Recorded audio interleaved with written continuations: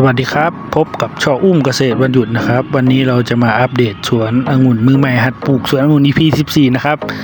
EP นี้เราก็จะทำการย้ายสวนองุ่นไปปลูกที่โรงเรือนอื่นนะครับก็คือเราจะต้องใช้พื้นที่นะครับอันดับแรกที่เราต้องทำก็คือการขุดต้นองุ่นออกไปปลูกที่อื่นนะครับ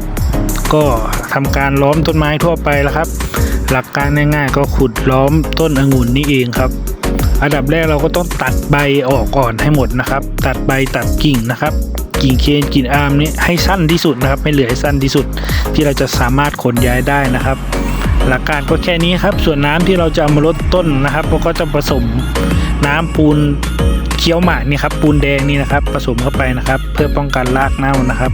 ช่วงนี้ต้องตัดใบออกให้หมดนะครับในต้นองุ่นนะครับแล้วก็ตัดกิ่งให้สั้นที่สุดเท่าที่เราจะทำได้นะครับ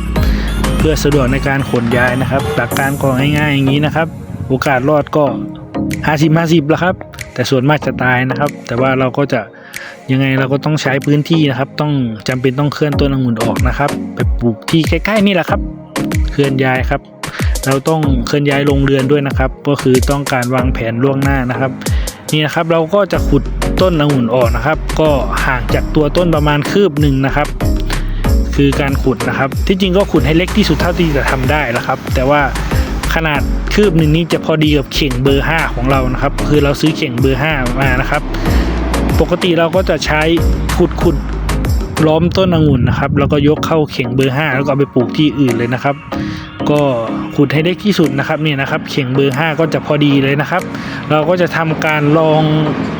เข่งด้วยกระสอบนะครับด้านข้างเพื่อให้ดินไม่ไหลนะครับเวลารดน้ำนะครับหลักการก็มีแค่นี้ครับต่อไปก็เราก็จะทำการเตรียมต้นองุ่นของเราเพื่อจะย้ายไปปลูกที่อื่นนะครับอันดับแรกก็คือการตัดใบก่อนนะครับแล้วก็ตัดใบตัดแต่งกิ่งแล้วค่อยขุดนะครับถ้าขุดแล้วไม่ตัดแต่งกิ่งแก่งใบนะครับใบองุ่นจะเหี่ยวมีโอกาสที่ต้นจะตายสูงนะครับส่วนกิ่งนี้เราก็จะไปปักชำในทรายได้นะครับถ้าใครอยากปักหวานนะครับเขาเรียกปักชำหวานครับต้นกล้าหวานนะครับคือยังไงครับเอาไปปลูกเองก็ได้ครับแต่ว่าสายพันธุ์มันจะไม่ค่อยแข็งแรงนะครับรากมันจะไม่ค่อยเดินดีนะครับก็เสียดายกิ่งก็ต้องทำนะครับอันนี้ก็ทำการขุดรอบต้นองุ่นของเรานะครับขุดไปเรื่อยๆครับก็ระวังโดนรากครับยังไงมันก็ต้องโดนรากอยู่แล้วครับเราก็พยายามตัดแต่งรากให้ดีไม่ให้รากช้ำเท่าที่จะทำได้นะครับ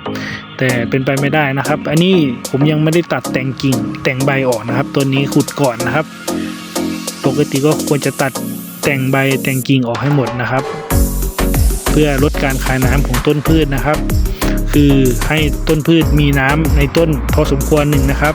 แต่ถ้าเราขุดแล้วปล่อยให้มันแห้งนะมันก็พอได้อยู่เหมือนกันครับแต่ว่าก็เสี่ยงที่ต้นองุ่นของเราจะตายนะครับโอเคครับหลักการง่ายๆแค่นี้เองครับ